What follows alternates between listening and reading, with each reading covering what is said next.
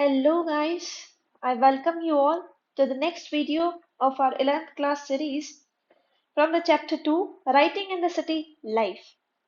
तो आज हम इस वीडियो में मेसोपोटामिया के बारे में पढ़ने वाले हैं। ठीक है, तो मेसोपोटामिया के बारे में क्यों? क्योंकि जो मेसोपोटामिया है वो वही सिटी है, वो वही रीजन है जहाँ पे सबसे पहले राइटिंग स्टार्ट हुई थी और सिटी लाइफ स्टार्ट हुई थी। ठीक है, तो ये मेसोपोटामिया है। ये टिग्रिस रिवर है जो उसके नॉर्थ ईस्ट में फ्लो कर रही है, और जो ये यूफ्रेट्स रिवर है वो उसके साउथ ईस्ट में फ्लो कर रही है। ठीक है, तो अब जो मेसोपोटामिया है उसका नाम भी इन दो रिवर्स के ऊपर ही रखा गया है। कैसे? ये ग्रीक वर्ड है जिसमें मेसोस, जो मेसोस का मतलब होता है मिडल, और जो पोटामोस दे रखा है उसका मतलब हो रहा है रिवर। तो मिडल ऑफ रिवर ये है, कौन सी रिवर है? टिग्रिस रिवर है एक तो, और एक कौन सी है? यूफ्रेट्स रिवर है।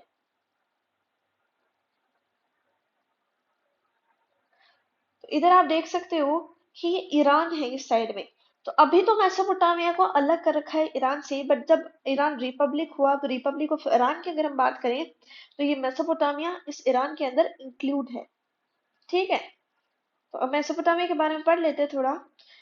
Mesopotamia located in the Republic of Iran. दो टर्म ग्रीक वर्ड से आया, मेसोस मीटर, पोटामोस मतलब रिवर, यूफ्रेट्स और टिग्रिस रिवर है।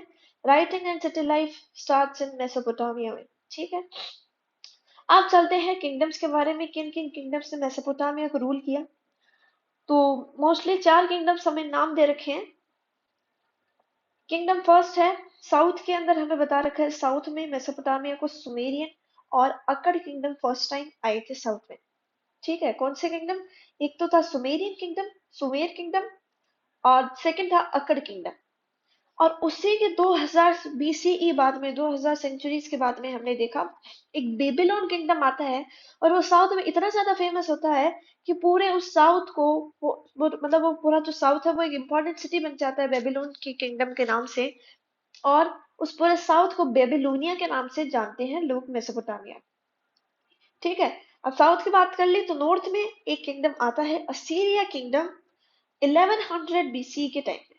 ठीक है, तो हम देख लेते हैं कि भाई जो साउथ के मतलब मेसोपोटामिया का जो साउथ है इसमें कौन कौन से किंगडम आते हैं। एक तो आता है सुमेर किंगडम, एक आता है अकड़ किंगडम, और एक आता है बेबीलोन किंगडम, मतलब अकड़ किंगडम के 2200 साल बाद। फिर नॉर्थ में हमें बता रखा है कि 1100 बीसी के अंदर असीरिया किंगडम आया था। ठीक है, तो ये हो गई किंगडम्स की बात। अब हम थोड़ा लैंग्वेज के बारे में भी बात कर लेते हैं। तो ये देखो, ये कुछ इंस्क्रिप्शंस है जो हमें मिले हैं और उनमें इस तरीके की लैंग्वेज लिखी जाती थी। तो आगे हम ये लैंग्वेज के टॉपिक में भी पढ़ेंगे कि ये जो लेटर्स हैं, ये लेटर्स दे रखे हैं हमें, ये यूनिफॉर्म टेक्स्ट के दे रखे हैं। ये आप देख सकते हो कुछ नुकीले टाइप के हैं ये। ठीक है, इनका जो टिप है वो बहुत ही नैरो है। ठीक है, तो इस टाइप का जो फॉन्ट होता है वो हम यूनिफॉर्म फॉन्ट बोलते हैं। तो ये आप लैंग्वेज देख सकते हो। अब कौन सी लैंग्वेज बोली जाती है फिर? उधर सुमेर किंगडम के टाइम में सुमेरियन लैंग्वेज बोली जाती थी, अकड़ किंगडम के टाइम अकेडियन लैंग्वेज बोली जाती है, और असीरिया किंगडम के टाइम अरामिक लैंग्वेज बोली जाती है। वेरी इजी, किंगडम्स के नाम से लैंग्वेज का हो गया। हम अब भाई हम थोड़ा सा एग्जीबिशंस पढ़ लेते हैं। जैसे हमने चैप्टर 1 में फॉसिल्स के बारे में कुछ पढ़ा, एविडेंसेस के बारे में पढ़ा, वैसे ही चैप्टर 2 में हम आर्कियोलॉजिकल एग्जीबिशंस के बारे में पढ़ेंगे। तो जो आर्कियोलॉजिस्ट है उन्होंने 1840s के टाइम इधर जो खुदाई वगैरह है, एग्जीबिशंस है, एविडेंसेस के बारे में स्टार्ट करना, रिसर्च करना, वो सारी चीजें 1840s के टाइम स्टार्ट हो चुकी थी। अब दो इंपॉर्टेंट सिटीज में सबसे ज्यादा रिसर्च हुई है, वो है उरुक और मरी, जिसे हम लास्ट में टेम्पल्स के और एक ट्रेड सिटी के नाम से भी जानेंगे। डिटेल में पढ़ेंगे उरुक और मरी के बारे में। ये बहुत ही इंपॉर्टेंट दो सिटीज हैं। फिर हम इनके रिसोर्सेज देखते हैं कि भाई आर्कियोलॉजिस्ट ने जब एग्जीबिशंस की तो उधर क्या क्या रिसोर्सेज मिले। तो उधर वही रिसोर्सेज जो लोग उस टाइम की यूज करते थे। अब एक सिटी में क्या क्या यूज कर सकते हैं वो लोग? बिल्डिंग्स, हंड्रेड्स ऑफ बिल्डिंग्स मिली, स्टैच्यूज मिले, ऑर्नामेंट्स मिले, ग्रेवल्स, टूल्स, सील्स और रिटन रिकॉर्ड्स। और वो अपने रिकॉर्ड्स कहाँ लिखते थे? टैबलेट्स पे लिखते थे। तो ये आप देख सकते हो, ये पोर्ट्स के डिजाइन है, ये हमें पोर्ट मिले मेसोपोटामिया में। और ये कुछ स्टेच्यूज हैं, कुछ क्ले के बने हुए हैं, कुछ मेटल्स के बने हुए हैं। तो ये थे रिसोर्सेज के बारे में। अब हम देखते हैं why was Mesopotamia important to Europeans. अब हमें ये पता चला कि भाई जब एग्जीबिशन चल रही थी तो यूरोपियन सबसे ज्यादा इंटरेस्टेड थे मेसोपोटामिया की रिसर्च में। क्यों थे? तो चलिए स्टार्ट करते हैं। हमारे कुछ ओल्ड टेस्टामेंट्स की जो बुक्स हैं उसमें एक बुक है, बुक ऑफ जेनेसिस मिलती है हमें। ठीक है, मेसोपोटामिया में ओल्ड टेस्टामेंट बुक्स मतलब जो पुरानी कथाएं हैं उन सारी बुक्स में से एक बुक है जो मेसोपोटामिया से रेफर करती है, और वो है बुक ऑफ जेनेसिस। उस बुक ऑफ जेनेसिस में एक नाम आता है शिमार, जिसका मतलब होता है सुमेर। और सुमेर का मतलब क्या होता है? A land of brick built cities. एक ऐसे जमीन और एक ऐसे सिटी जहाँ पे जितनी भी वो सिटीज हैं उनकी जो बिल्डिंग्स है वो ब्रिक्स से बनी हुई हो। तो मतलब उन्होंने टेक्नोलॉजी का इस्तेमाल करना स्टार्ट कर दिया था। तो बुक ऑफ जेनेसिस में शिमार और सुमेर लिखा हुआ है। तो यूरोपियंस ने भी सोचा कि जो ये मेसोपोटामिया है ये हमारी एंसेस्टर लैंड है, शायद हमारे एंसेस्टर्स के बारे में कुछ मेसोपोटामिया की बुक्स में मिल सके। तो उन्होंने रिसर्च करना स्टार्ट किया। फिर क्या हुआ 1873 के अंदर, रिमेंबर दिस डेट, 1873 के अंदर ब्रिटिश न्यूज़पेपर ने ब्रिटिश म्यूजियम को फंड किया और बोला कि हमें ऐसे टेबलेट की जरूरत है, ऐसे टेबलेट को आप लोग सर्च करिए जिसमें बाइबल की जो स्टोरी ऑफ फ्लड है ना, जिसमें एक नोआ इंपॉर्टेंट कैरेक्टर थी, वो स्टोरी जिस टेबलेट में लिखी है वो टेबलेट हमें चाहिए। अब उस स्टोरी में क्या था कि एक नोआ है और वो जब पूरी धरती पे फ्लड आ जाता है, जब उस रीजन में फ्लड आ जाता है, तो नोआ अपने पूरी फैमिली मतलब अपनी फैमिली के साथ, एनिमल्स भी इंक्लूडेड थे उसमें, वो एक बोट में चली जाती है। और सिर्फ नोआ ही बचती है, उसके एनिमल्स बचते हैं, उसकी फैमिली बचती है। लेकिन और पूरी जो सिटीज हैं वो मतलब वो जो सिटीज के पीपल हैं, सिटीजन्स हैं, जितने भी विलेजेस हैं, वो सारे खत्म हो जाते हैं, मर जाते हैं, बट जो नोआ है वो बच जाता है। ठीक है। तो हमें भाई देखना है कि भाई ये जो नोआ है उसने जनरेशन स्टार्ट किया आगे, तो क्या ये स्टोरी रियल है?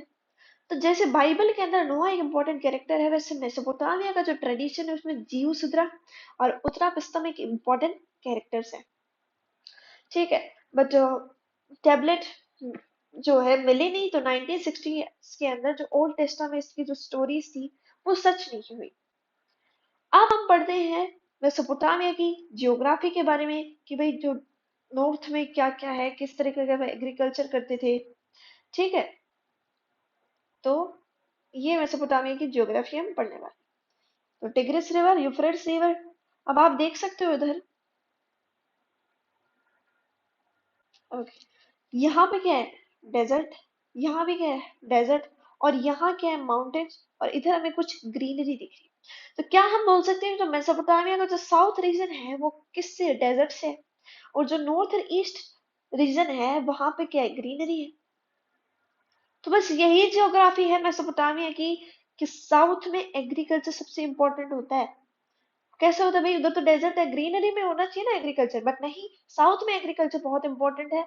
और वो कैसे है वो हम हमारा अगला टॉपिक जियोग्राफी ऑफ मेसोपोटामिया में देख लेंगे। ठीक है।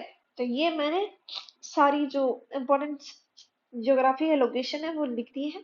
जैसे नॉर्थ ईस्ट की स्टार्ट करते हैं हम, तो ग्रीन प्लेन्स एंड माउंटेन्स, अभी हमने पढ़ा उधर बहुत सारे प्लेन्स थे, माउंटेन्स थे।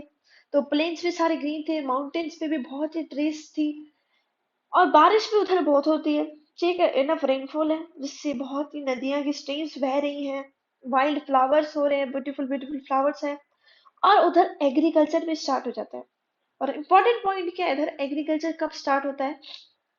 7000 से 6000 बीसीई के बीच में एग्रीकल्चर स्टार्ट हो जाता है। अब नॉर्थ की बात करते हैं, तो नॉर्थ में हमें दिखता है स्टीप स्ट्रेच ऑफ अपलैंड, मतलब एक बहुत ही हम बोल सकते हैं ऊबड़ खाबड़ जमीन को हम स्टीप बोलते हैं, जिसका मतलब वहां पे फॉरेस्ट है, बट जो एरियाज है वो सारे ग्रासलैंड्स है, उधर एग्रीकल्चर पॉसिबल नहीं है। ठीक है, वो फॉरेस्ट, तो उधर एग्रीकल्चर तो पॉसिबल है नहीं, तो उन लोगों ने एनिमल हर्डिंग स्टार्ट की। एनिमल हर्डिंग मतलब अब उन्होंने जानवरों को पालना स्टार्ट किया, उनके ऊपर वो उनका जो पूरा जीवन है वो उनके ऊपर डिपेंड करता है।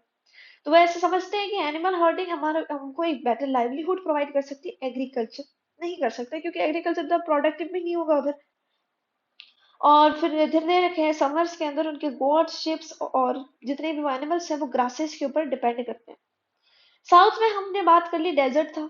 तो डेजर्ट में हम साउथ में इधर देखा था यूफ्रेट्स रिवर फ्लो कर रही है। तो यूफ्रेट्स रिवर क्या करती है, अपने साथ सिल्ट कैरी करती है। ये देखो,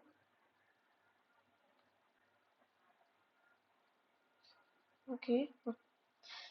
जो यूफ्रेट्स रिवर है जब इधर माउंटेन से आती है, माउंटेन्स है तो इधर माउंटेन से आती है, वो तो अपने साथ सिल्ट कैरी करती है।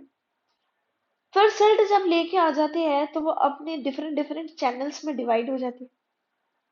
ठीक है, अलग अलग चैनल्स में डिवाइड होगी। अब इन चैनल्स को हम क्या बोल सकते हैं, एक इरिगेशन कैनाल्स बोल सकते हैं। क्यों? क्योंकि ये कैनाल्स का फॉर्म, कैनाल्स के वे में ही तो रिप्रेजेंट कर रही है लोगों को। तो यहाँ के लोग अपने फील्ड में सबके पास पानी पहुंच रहा है, तो इधर क्या कर देंगे, एग्रीकल्चर स्टार्ट कर देंगे। अब हमें पता है जो सिल्ट है वो एक मड की फॉर्म में है। ठीक है, एक सिल्ट क्या होता है, मड होता है। और मड में जो एग्रीकल्चर होता है बहुत ही अच्छा होता है, बहुत ही प्रोडक्टिव होता है।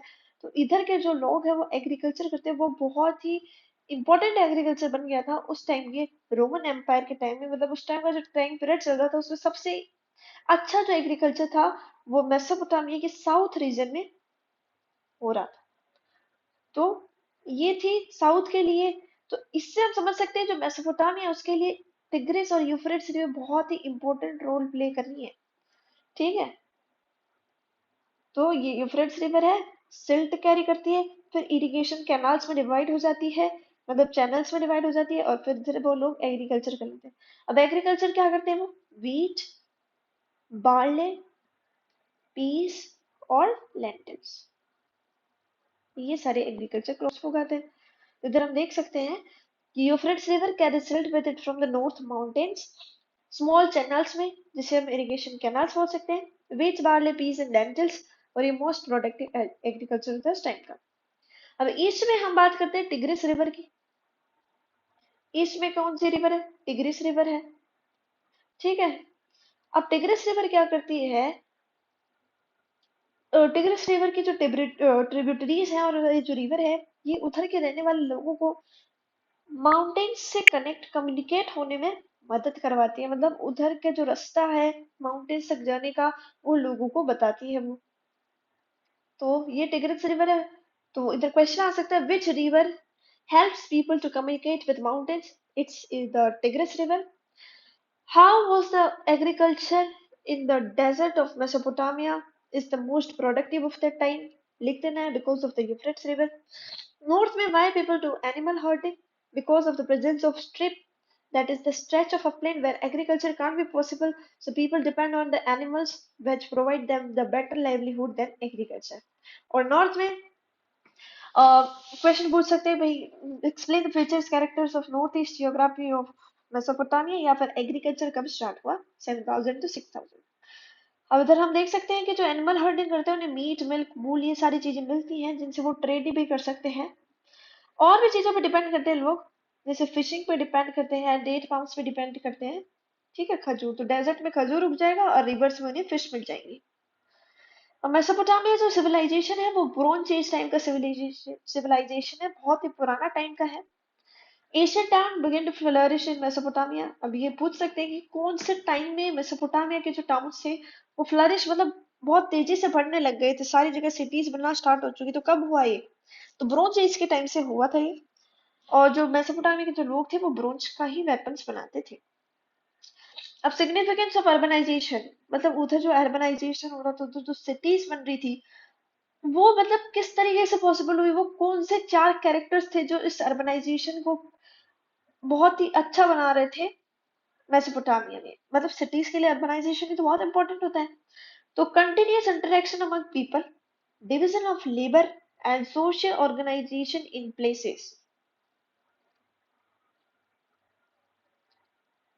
ठीक है, तो ये चार इंपॉर्टेंट थिंग्स हैं, मतलब लोगों के बीच में इंटरेक्शन होना चाहिए, उन्हें लड़ाई झगड़ा नहीं करना, मतलब उनके बीच में बैरियर्स नहीं लगा देने चाहिए, लोगों को एक दूसरे से कम्युनिकेट करना चाहिए ताकि वो ट्रेड कर सके एक दूसरे के साथ।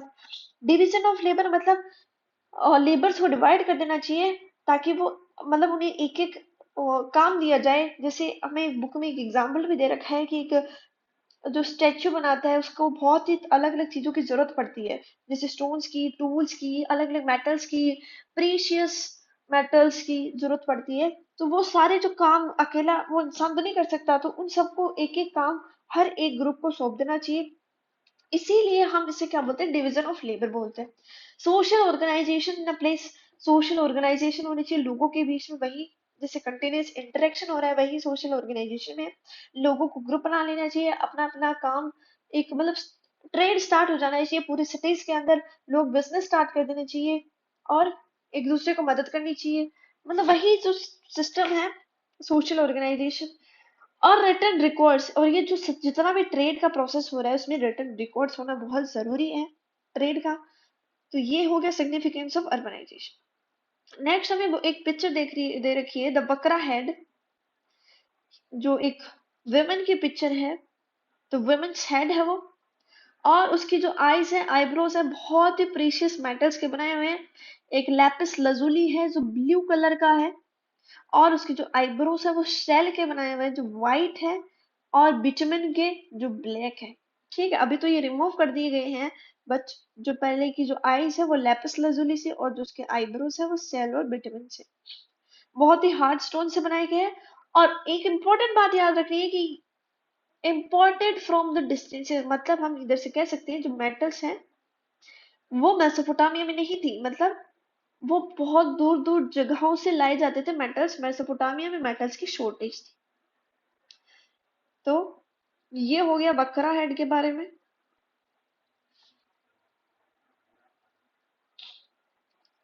अब हम मूवमेंट ऑफ गुड्स सिटीज, जैसे हमने पढ़ लिया कि भाई अर्बनाइजेशन हो रहा है, ट्रेड हो रहा है, तो किस चीज का ट्रेड होता था।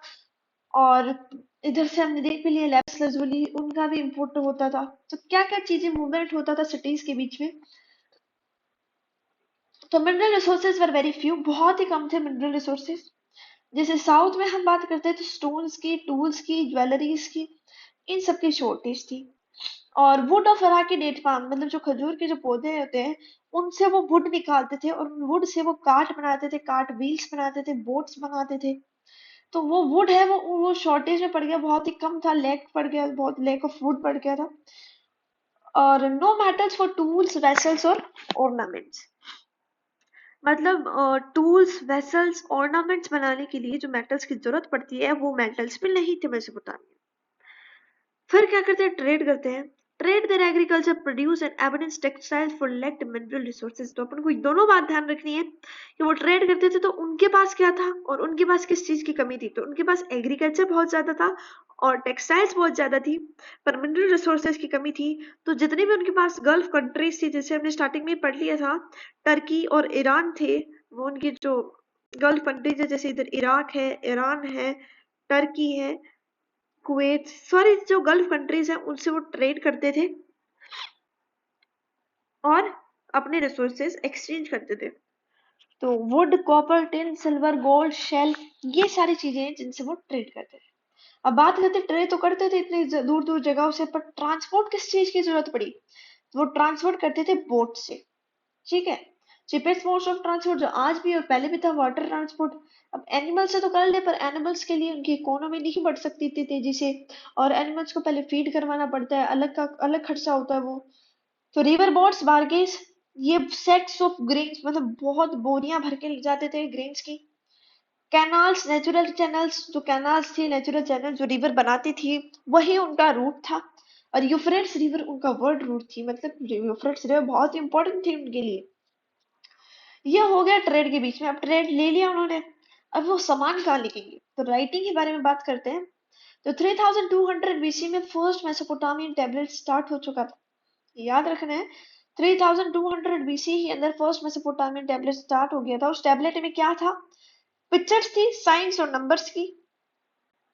जैसे ये देख सकते हो आप, ये देखिए ये मेसोपोटामियन टैबलेट है, इसमें हम पिक्चर्स भी देख सकते हैं और साइंस भी देख सकते हैं। तो ये दोनों है। तो ये मेसोपोटामियन की टैबलेट है जो किससे बनी हुई है, वेट क्ले से बनी हुई है। ठीक है, फिर राइटिंग हमने बात ही कर ली थी, क्यूनिफॉर्म राइटिंग को यूज करते हैं। और हम देख सकते हैं ये बहुत ही स्मॉल साइज में बनाई गई है, मतलब जो स्क्राइब्स थे, स्क्राइब्स कौन होते हैं, जो लिखते हैं इसको, वो इस तरह से बनाते हैं ताकि वो उस टेबलेट को एक हाथ से पकड़ सके। तो ये थी मेसोपोटामियन की टेबलेट, यूनिफॉर्म राइटिंग और वेट क्ले से बनी हुई थी। So tablet made of wet clay, reed writing material, reed जो एक राइटिंग मटेरियल है उस पे भी लिखा जाता था। और क्यूनिफॉर्म फॉन्ट का यूज होता था। क्यूनिफॉर्म फॉन्ट मैंने बता दिया, वेज शेप्ड, मतलब जो आगे से नुकीला टाइप का हो। ये देखो, ये यूनिफॉर्म टेक्स्ट है, ये देखो, ये क्या है, यूनिफॉर्म टेक्स्ट है, जो आगे से क्या हो, न्यूक्लियर वेज स्टेप, इस तरीके से होता है, जो आगे नीचे से तो ब्रॉड हो और आगे से क्या हो, नैरो हो थोड़ा। तो ये क्या हो गया, वेज शेप्ड का। ठीक है, तो वेट क्ले का बना होगा और यूनिफॉर्म के टेक्स्ट होगा, फॉन्ट होगा। और अगर धूप में अपन ने क्ले को सुखा दिया तो पक्का वो हार्ड तो नहीं है, उस पे चेंजेस हम स्क्राइब्स नहीं कर सकते थे, इसीलिए वो क्ले पे लिखते थे। तभी हमें बहुत ही ज्यादा अमाउंट में टेबलेट्स का मिला, बहुत ही अलग अलग साइज पे। अब लैंग्वेज की बात करते हैं, भाई वो किस लैंग्वेज का यूज करते थे।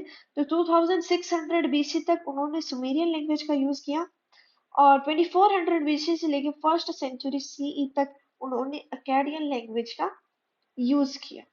ठीक है, तो ये हो गया सुमेरियन लैंग्वेज 2600 बी। पहले क्या याद रखना है, टेबलेट्स के बारे में याद रखो कि 3200 बीसी के बीच में टेबलेट्स का यूज हुआ। फिर 2600 बीसी में सुमेरियन लैंग्वेज का यूज हुआ, और 2400 बीसी से फर्स्ट सेंचुरी सी तक अकाडियन लैंग्वेज का यूज हुआ। आप टैबलेट्स का यूज पढ़ लेते हैं। पहला तो यूज है कीपिंग रिकॉर्ड्स, डिक्शनरीज का यूज करना। जिस जिस तरीके से आज की हमें डिक्शनरी हेल्पफुल है, वैसे यही डिक्शनरी सेम थी पहले के लोगों के पास।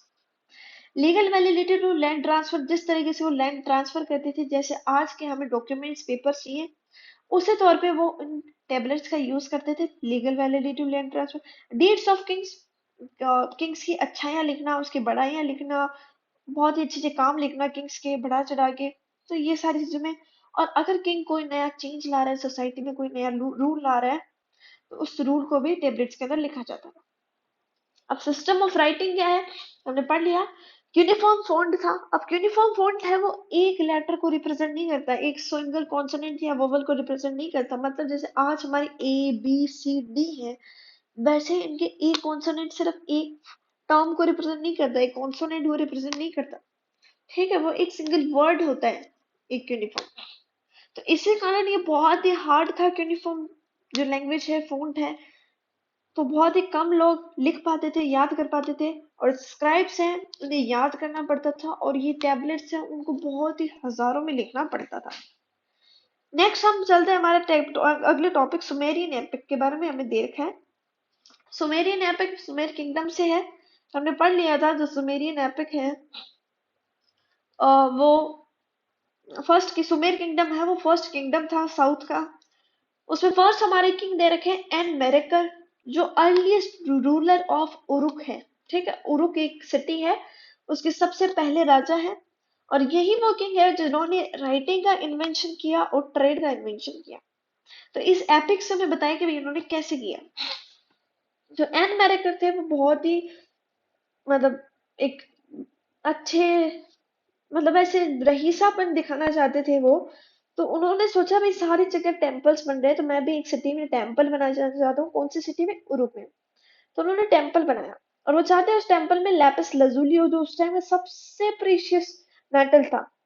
ठीक है, और वो उस मतलब सिटी टेम्पल की ब्यूटी बढ़ाने के लिए उन्होंने लैपिस लजूली का सोचा। अब लैपिस लजूली क्या, इधर मेसोपोटामिया तो मिनरल रिसोर्सेज ही नहीं मिल रहा, आपको पड़ी लैपिस लजूली की। तो उन्होंने कहा कि एक अराटा है जगह है, वहां पे लैपिस लजूली मिल जाएगा। उन्होंने अपने मैसेंजर को अराटा भेजा। फिर मैसेंजर गया बेचारा इतनी दूर पहाड़ों पे, जाते जाते अप एंड डाउन हिल्स पे करते करते अराटा पहुंचा। अराटा के किंग ने बोल दिया, मना कर दिया, भाई पागल हो, इतनी दूर आए और लैपिस लजूली लेने, हम तो नहीं देंगे तुम्हें, मना कर दिया। तो किंग ने मैसेंजर को वापस भेजा, और उसे धमकियां दी और कुछ प्रोमिसेस भेजे। प्रोमिसेस मतलब भाई, अगर तुम हमें लैपिस लजूली दोगे तो हम तुम्हें ये सारे रिसोर्सेज दे देंगे। तो ये प्रोमिसेस भेजे। फिर क्या हुआ, जो मैसेंजर है वो सारी बातें भूल गया। ठीक है, भाई क्या क्या बोला था भाई, किंग ने कुछ हमें धमकियां दी थी, कुछ प्रॉमिस दे, वो सारा कंफ्यूज हो चुका। वो कुछ नहीं बोल पाया। वापस उसे, और मतलब अराटा पहुंचा तो उसे भूल गया सारी चीजें, तो अराटा की चीफ ने उसे गुस्सा होकर बोला वापस जाओ। तो किंग ने क्या किया, भाई मैसेंजर तो भुलक्कड़ है, तो मैं एक टेबलेट बना के देता हूँ उसको, और उस टेबलेट में मैं राइटिंग मतलब लिख के दूंगा इन सारी चीजों को, थ्रेट्स को, प्रोमिसेस को, भाई हम तुम्हें ये सारी चीजें देंगे। अराटा के किंग ने ये टैबलेट को देख के बहुत सरप्राइज हो गया, भाई हमारी सिटी में तो है ही नहीं ये सारी चीजें। अराटा के किंग ने लैपिस lazuli दे दिया, और लैपिस lazuli दे दिया तो मतलब ट्रेड हो गया। कैसे हो गया कि उरुक है और अराटा के बीच में ट्रेड हो गया। अराटा ने तो कह दिया उसे लैपिस lazuli, और उरुक क्या देगा उसे, एग्रीकल्चर प्रोड्यूस या फिर जो भी उसके पास अवेलेबिलिटी है रिसोर्सेज की, वो अराटा के किंगडम को दे। तो टैबलेट से आप बोल सकते हैं राइटिंग का इन्वेंशन हुआ, और ट्रेड लैपिस lazuli का देना मतलब ट्रेड का इन्वेंशन हो चुका। ठीक है। अब यूजर्स ऑफ राइटिंग एज पर एपिक पोएम अबाउट एन मैरेकर, इससे क्या बोल सकते हैं, ये पोएम हमें क्यों दी है, एपिक क्यों दी है हमें। Kingship that organise trade and writing, मतलब किंगशिप ही है ये अपना, मतलब किंग को इतना बढ़ा चढ़ा के बता रहा है कि वो हमारे किंग इतने महान हैं कि उन्होंने ट्रेड और राइटिंग का इन्वेंशन किया। अब इधर से हम देख सकते हैं स्टोरिंग इंफॉर्मेशन, जो टैबलेट है वो इंफॉर्मेशन स्टोर करने के लिए भी यूज हुआ है। ठीक है, जैसे थ्रेड्स और प्रोमिसेस, ये सारे इंफॉर्मेशन को स्टोर किया। अब दूर जगहों पर अराटा जैसे किंगडम्स इतने दूर हैं, उन तक मैसेज पहुंचाने के लिए भी टैबलेट्स का यूज किया गया है। Next thing, sign of superiority, मतलब इसमें ये भी बताया कि हमारे किंग ने बनाया है, ये हमारा किंग इतना महान है और किसी का राजा नहीं था ऐसा। बट मेसोपोटामिया का राजा इतना महान था कि उसने दो दो चीजों का इन्वेंशन किया। तो किंग साइन ऑफ सुपीरियोरिटी दिख रहा है हमें। तो ये था मेसोपोटामिया के बारे में। आहो, अब हम चलते हैं अर्बनाइजेशन। अर्बनाइजेशन मतलब सिटीज कैसे बनी हुई है, डेवलपमेंट कैसे हुआ। तो तीन इंपॉर्टेंट सिटीज के बारे में हम पढ़ने वाले हैं आगे, उरुक और मरी। ठीक है, और उसमें से और मैं अदर मेसोपोटामियन सिटीज में दे रखी है, निनवे, निप्पुर, लगेश, ये कुछ ज्यादा इंपॉर्टेंट तो नहीं है, पर फिर भी देख लो। अब टेम्पल्स का पहले हम इन्वेंशन पढ़ लेते हैं, फिर हम आगे पढ़ेंगे उरुक और मरी सिटी के बारे में। ये मैंने इंपॉर्टेंट कैरेक्टर्स लिख दिए इनके सारे साथ में। तो टेम्पल्स 5000 बीसीई में सबसे पहला टेम्पल बना था, ये भी याद रख लीजिए। उरुक में सबसे पहला टेम्पल बना था, कब बना, 5000 बीसीई के अंदर। एक स्मॉल श्राइन था, मतलब कुछ नहीं था वो टेम्पल, एक छोटा सा मंदिर था, एक बहुत छोटा, जो अनबेक्ड ब्रिक्स का बना हो, मतलब जिस तरीके की ब्रिक्स आज हम यूज करते हैं वैसे ब्रिक्स का नहीं, मतलब एकदम टूटी फूटी जो कभी भी टूट सकती है, वैसे ब्रिक्स का यूज किया गया।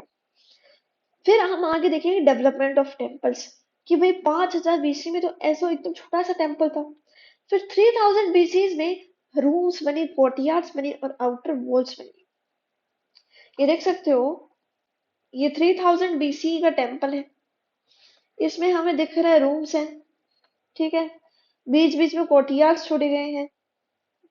ठीक है, मतलब बाहर का जो हम क्या बोलते हैं, जो घर के बाहर होता है, चबूतरा बोल दो या फिर कुछ भी, वो कोर्टयार्ड्स और आउटर वॉल्स। ठीक है, ये वॉल्स कितने सारी में दिख रही है, ये सारी वॉल्स। तो ये था 3000 बीसी का टेम्पल। 5000 बीसी में फर्स्ट टेम्पल बना, क्या था उसमें, कुछ नहीं था, एक सिंपल सा श्राइन बना दिया, जो किसका बना था, अनबेक्ड ब्रिक्स का। फिर क्या हुआ, 3000 बीसी का टेम्पल हम देख सकते हैं इधर, बन गया, रूम्स बन गए, कोर्टयार्ड्स बन गए और आउटर वॉल्स बन गए। ठीक है, एकदम घर सा बना दिया था इसे। तो ये आपको याद रखना है कि भाई टेम्पल में डेवलपमेंट कैसे हुए, 5000 बीसी के टेम्पल्स और आज के टेम्पल्स बहुत ही अलग अलग। फिर एक और डेवलपमेंट हुआ, जो टेम्पल्स है वो प्रोडक्शन सेंटर्स बन चुके थे। प्रोडक्शन सेंटर्स मतलब अब उधर अलग अलग एक्टिविटीज होना स्टार्ट हो चुकी थी। उधर तेल निकालना, ऑयल प्रेसिंग, ग्रेन ग्राइंडिंग, गेहूं को ग्राइंड करना, मतलब जो ग्रेन से अलग अलग उन्हें ग्राइंड करना, स्पिनिंग, वीविंग ऑफ क्लॉथ्स, ये सारी एक्टिविटीज स्टार्ट हो चुकी थी। कहाँ, टेम्पल्स के अंदर। तो हम क्या बोल सकते हैं, इधर से जो टेम्पल्स हैं वो अर्बन इंस्टीट्यूशन बन चुके थे। ठीक है, बन चुके थे। अर्बन इंस्टीट्यूशन कैसे बने? उधर प्रोडक्शन स्टार्ट हो चुका था, एम्प्लॉइंग मर्चेंट्स, क्या उधर एम्प्लॉयमेंट स्टार्ट हो चुका था, यस। अब टेम्पल क्या है, प्रोडक्शन सेंटर बन गया, तो कुछ चीजें अंदर टेम्पल के आएंगी, कुछ बाहर आएंगी, टेम्पल और लोगों के बीच में ट्रेड होना स्टार्ट हो जाएगा। तो इन सारी चीजों का जो डिस्ट्रीब्यूशन हो रहा है टेम्पल से, और जो टेम्पल के अंदर आ रहे हैं डिस्ट्रीब्यूशन अलॉटमेंट, इन सब का रिकॉर्ड रखना स्टार्ट हो चुका था। ठीक है, तो ये याद रखना है 5000 बीसी में कैसे थे टेम्पल्स, 3000 बीसी में, और फिर क्या बन गए, प्रोडक्शन सेंटर बन गए, अर्बन इंस्टीट्यूशन बन गए। अब टेम्पल्स की बात कर रहे हैं तो गॉड्स की भी बात कर लेते हैं। गॉड्स ऑफ मेसोपोटामिया, जो उर के गॉड थे उन्हें मून गॉड बोलते हैं, और जो goddess of love and war है उसे इनाना बोलते हैं। और जो गॉड ऑफ स्टीव, स्टीव हमने बात की थी नॉर्थ में है, अपलैंड लैंड की बात की थी हमने स्टीव से। ठीक है, स्ट्रेच अपलैंड। तो वो जो स्टीव, जो नॉर्थ के लोग हैं वो डैगन, उस गॉड पे विश्वास करते, बिलीव करते हैं। अब जो लोग हैं वो भगवान को ग्रेन्स, कर्ड, फिशेस, ये सारी चीजें मतलब मंदिर में चढ़ा के आते हैं, और ऐसा मानते हैं कि इन सारी चीजों का, जो उनकी फील्ड्स हैं, फिशरीज हैं, हर्ड्स हैं, इन सब के ओनर सिर्फ भगवान है, हमारा कोई हक नहीं है। अब हम बात करते हैं प्रॉब्लम्स के ऊपर। तो दो तरह की प्रॉब्लम्स लोगों पे आती हैं। एक तो आती है नेचुरल प्रॉब्लम। नेचुरल प्रॉब्लम क्या है, यूफ्रेट्स रिवर की। कभी कभी यूफ्रेट्स रिवर बहुत ज्यादा पानी ले आती है अपने साथ। इस कारण क्या होती है, जो लोग वो अपनी क्रॉप्स हैं वो उगाते हैं, उनपे मतलब एकदम फ्लड हो जाता है, क्रॉप्स है वो सारी पानी पानी में हो जाती है। कभी कभी यूफ्रेट्स रिवर अपना डायरेक्शन मतलब कोर्स को चेंज कर लेती है। ठीक है, तो कुछ एरियाज में मान लीजिए यूफ्रेट्स रिवर है तो हर बार पानी तो इधर आता है, पर आज पानी सारा उस साइड चला गया, तो इधर के लोगों के पास तो पानी ज्यादा हो जाएगी, तो फ्लड हो जाएगी क्रॉप्स, और इधर क्या हो जाएगी, शॉर्टेज ऑफ वाटर, पानी नहीं आएगा। नेक्स्ट मैनमेड प्रॉब्लम है कि जब यूफ्रेट्स रिवर आती है माउंटेन से, तो ये जो अपस्ट्रीम के लोग हैं, ठीक है, और ये जो डाउनस्ट्रीम के लोग हैं, तो ये अपस्ट्रीम के लोग अपने खेतों में जो है पानी वो डाइवर्ट कर लेते हैं, इस कारण डाउनस्ट्रीम के लोगों के पास पानी नहीं आता। दूसरा कारण ये भी दे रखा है, और प्रॉब्लम दे रखा है कि ये जो अपस्ट्रीम के लोग हैं, ये जो सिल्ट इनके जो स्ट्रेच है इधर इकट्ठा हो जाता है, उसको ये हटाते नहीं है। अपस्ट्रीम के लोग मतलब साफ नहीं करते हैं, जिस कारण क्या होता है, वाटर की ब्लॉकेज हो जाती है, स्टार्ट ब्लॉकेज होना स्टार्ट हो जाता है, और वो पानी है वो अपनी दिशा बदल लेता है, वापस पानी नहीं आता है। The upstream people at Euphrates divert water into three fields, into their fields. अपनी fields में water को divert कर लेते हैं। Downstream without water, upstream people don't clean out the silt accumulated on the stretch blockage, water doesn't flow down. तो ये सारी चीजें थी। अब हम थोड़ा सा देख लेते हैं कि राजा कैसे बनते हैं।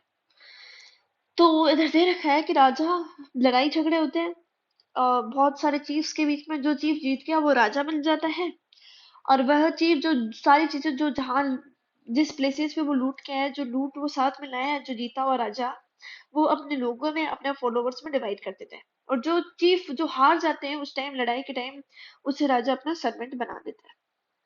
नेक्स्ट थिंग, जो जीता हुआ राजा होता है वो भगवान, वो लोगों की नजर में अपनी जो पावर है, स्टेटस दिखाने के लिए भगवान को प्रीशियस बूटी, मतलब बहुत सारे गिफ्ट्स, बहुत अच्छी अच्छी मेटल्स, बहुत तरह तरह के फूड्स, ये सारे भगवान को ऑफर करता है, चढ़ा देते हैं उधर। ठीक है, इससे क्या होता है, लोगों की नजरों में किंग क्या है, हाई पावर स्टेटस का हो जाता है।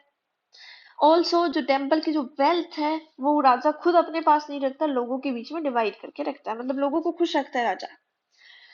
थर्ड फोर्थ इंपॉर्टेंट पॉइंट जो है, म्यूचुअल री इन्फोर्सिंग साइकिल ऑफ डेवलपमेंट। मतलब इस म्यूचुअल क्या होता है, जब दो लोग एक दूसरे से फायदे मिलता हो, तो इधर फायदा किसको मिल रहा है, किंग को, और विलेजर्स को क्या मिल रहा है, कि टेम्पल है बहुत ही इंपॉर्टेंट पार्ट था उस टाइम के लोगों के लिए, तो टेम्पल के पास कौन रहे, टेम्पल में कौन रहेगा, राजा रहेगा, उसके आसपास।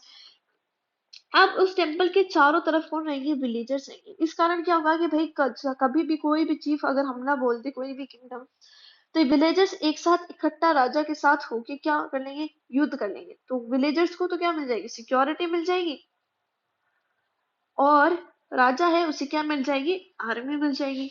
तो इसे बोलते हैं mutual reinforcing cycle of development.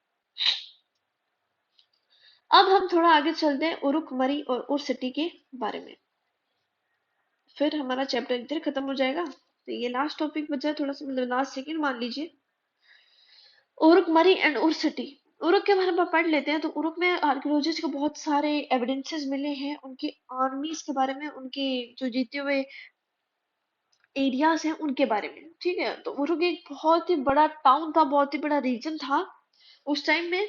तो और वो पॉसिबल किसके थ्रू था? सिर्फ आर्मीज के थ्रू। तो उनके आर्मी उनके लिए हीरोज थे। फिर हमें दे रखा है 3000 बीसी में जो उरुक है उसमें 250 हेक्टेयर की जमीन थी। उरुक उतना ज्यादा फैला हुआ था। और 2800 बीसी में उरुक ने 150 हेक्टेयर और बढ़ा लिया और अपने एरिया को 400 हेक्टेयर तक कर लिया। उरुक में हमें डिफेंसिव वॉल मतलब प्रोटेक्शन वॉल भी दिखती है उनकी सिटीज के चारों तरफ।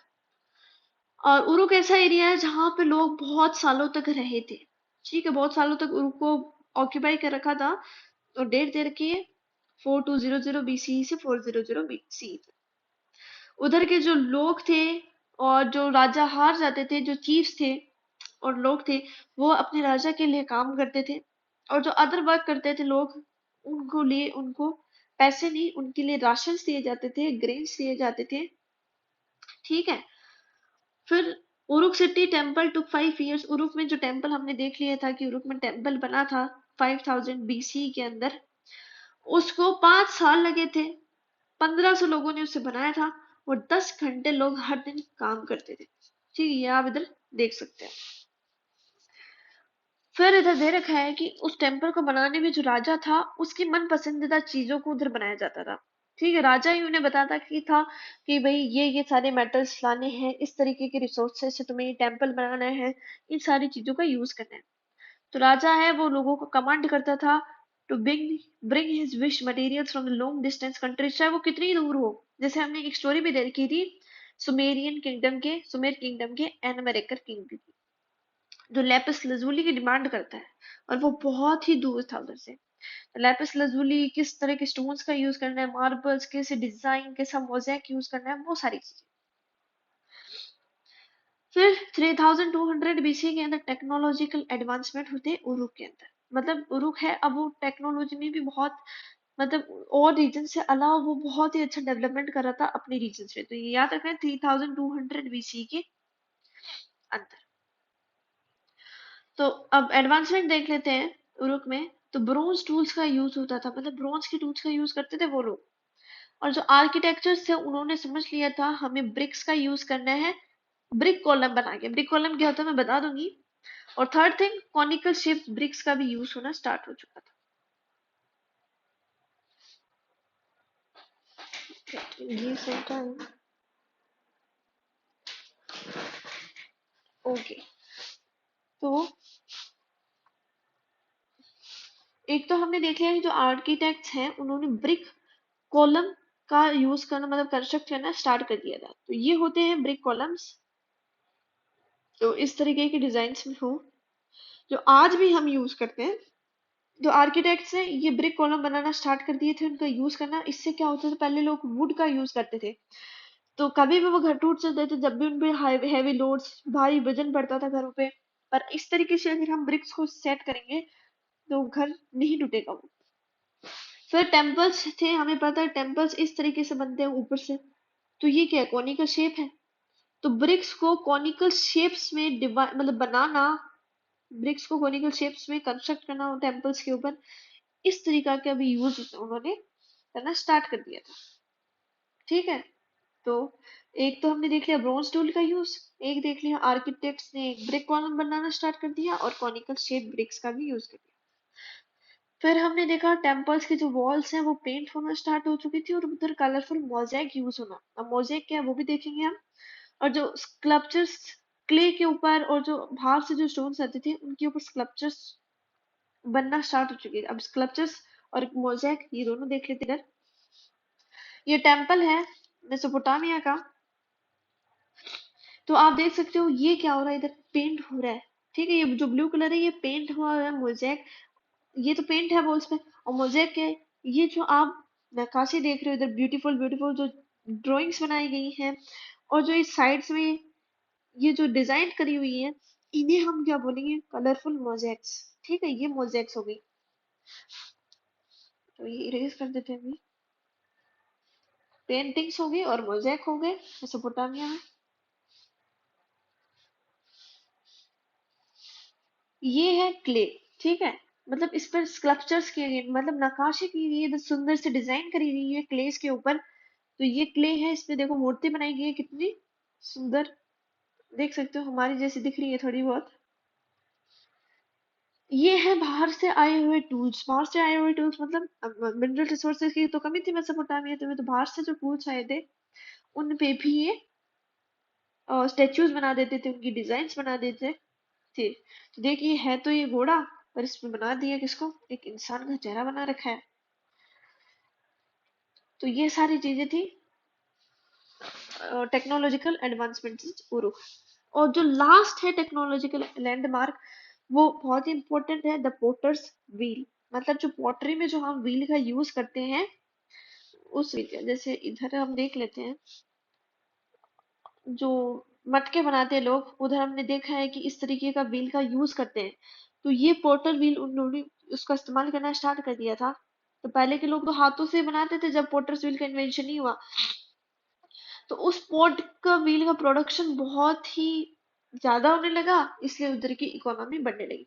तो देख लो आप कि appropriate urban economy, mass production of ports, बहुत ही लार्ज अमाउंट में पोर्ट्स का बनना स्टार्ट हुआ। तो ये था उरुक के बारे में।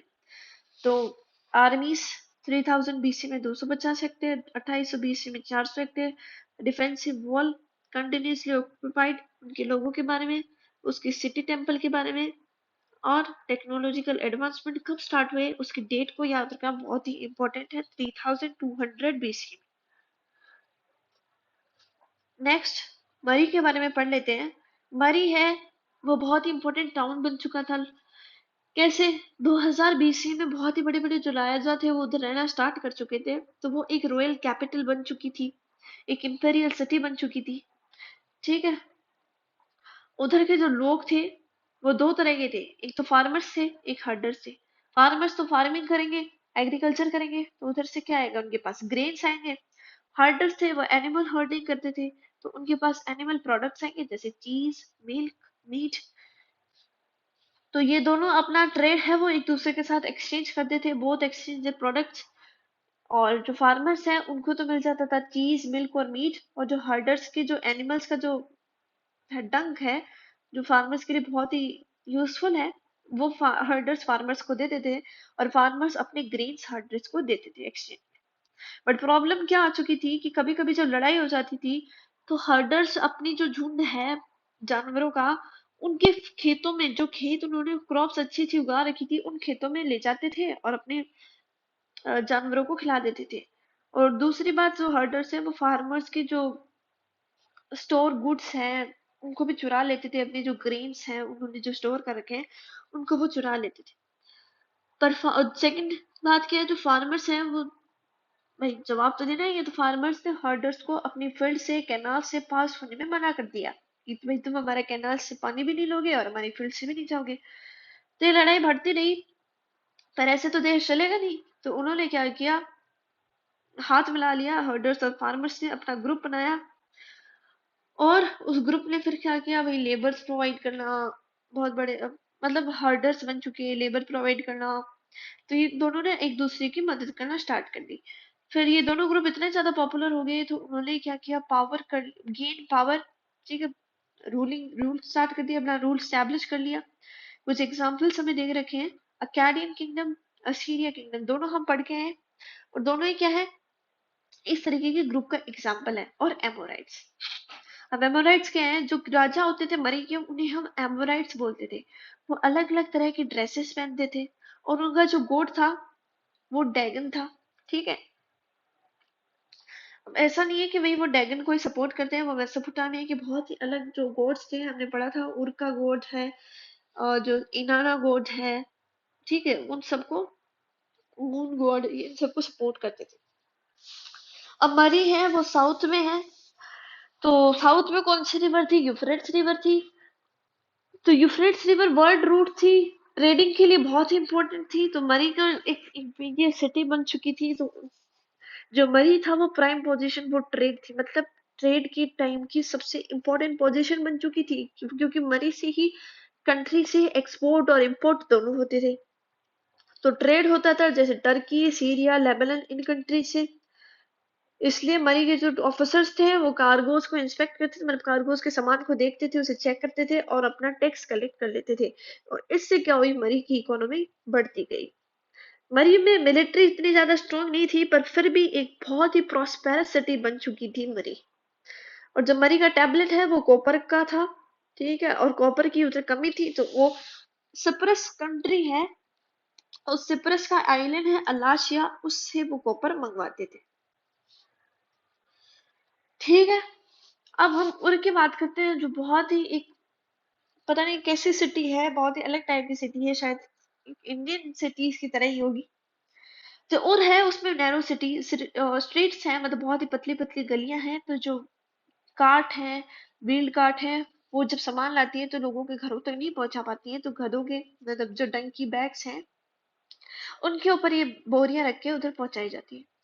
इरेगुलर शेप्स ऑफ हाउस, मतलब जो हाउस है वो उनकी जो शेप्स है बहुत ही अलग है, मतलब कहीं भी कोई भी घर बना रखा है, कोई भी गली कहीं से भी गुजर रही है। तो इससे हम क्या बोल सकते हैं, एब्सेंस ऑफ टाउन प्लानिंग है। मतलब जो टाउन्स बने हैं वो बहुत ही मतलब बिना प्लानिंग के बनाए गए हैं, हर कैसे लोग बना रखे हैं।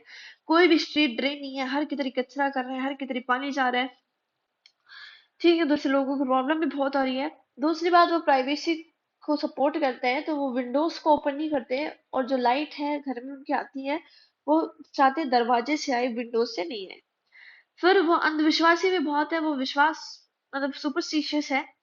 ये मानते हैं कि अगर किसी के घर का दरवाजा दूसरे के घर के दरवाजे के एग्जैक्ट सामने हुआ तो मतलब वो घर लकी नहीं है, वो इतना वेल्दी नहीं होएगा। दूसरी बात, अगर घर का मेन दरवाजा बाहर की तरफ खुल रहा है तो उसकी जो वाइफ होगी, उस घर में जो हस्बैंड की वाइफ होगी, उससे वो हमेशा टॉर्चर करेगी। और उर में टाउन सिमेट्री बन गई है। टाउन सिमेट्री मतलब कब्रिस्तान बन चुके हैं, लोग उधर टाउन सिमेट्री में अपने जो घर के जो मेंबर्स हैं उनकी डेड बॉडीज हैं उधर ही दफनाते थे। तो ये हो गया उर्क, मरी और उर्क के बारे में। लास्ट में दे रखा है epic of Gilgamesh.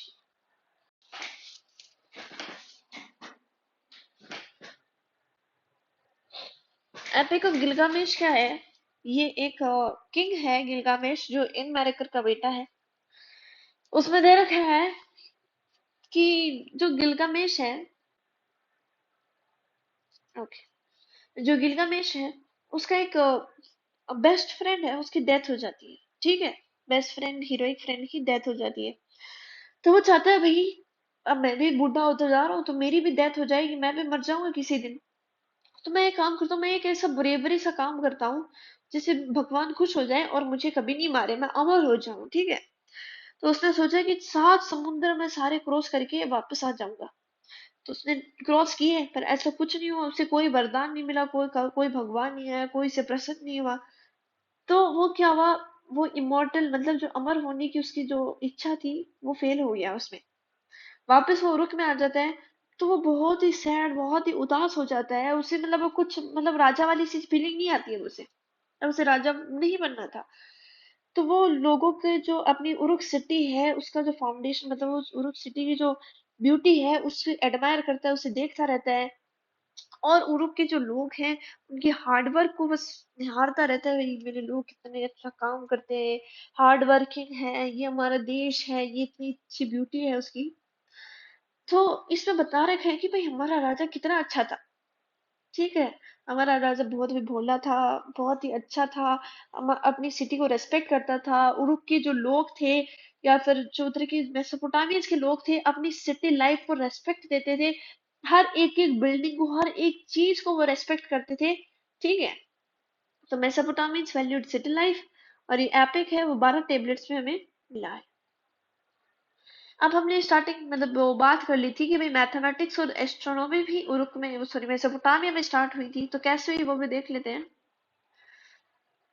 Mathematics and multiplication, division, tables, square, square roots, compound interest, ये सारी चीजें मेसोपोटामियन के लोगों ने इन्वेंट की थी। और हम जिस साल की आज बात कर रहे हैं, जिस 12 महीनों की हम बात कर रहे हैं, ठीक है, उन महीनों में 4 वीक्स की जो बात कर रहे हैं, उस डे में 24 घंटों की बात कर रहे हैं, और 1 घंटे में 60 मिनट की बात करें, ये सारी चीजें मेसोपोटामिया के लोगों ने हमें बताई थी। सोलार लूनार एक्लिप्स, ये सारी चीजें भी मेसोपोटामिया ने बताई थी। स्टार की पोजीशन, कॉन्स्टलेशंस की पोजीशन, ये सारी चीजें बताई। तो हमें ये पता चल गया कि अगर ये चीजें हमें तभी पता चलती जब लोग लिखते, और उन्होंने लिखा टैबलेट्स में, तो अगर टैबलेट्स का इन्वेंशन नहीं होता तो आज ये चीजें हमें पता नहीं रहती। तो without writing nothing was possible. और इसी के साथ हमारा चैप्टर हो जाता है खत्म, सेकंड। और नेक्स्ट वीडियो में हम चैप्टर थर्ड की तरफ मूव करेंगे। कोई डाउट्स हो तो आप पूछ सकते हैं। और ये इतना छोटा सा चैप्टर है जो हमने कंप्लीट कर लिया है। ये नोट्स है, ये बहुत ही इंपॉर्टेंट है, रिवीजन नोट्स है। बुक्स को पढ़ने की बिल्कुल जरूरत नहीं है अगर ये नोट्स आपने ध्यान में रखे। Till that, bye and revise everything.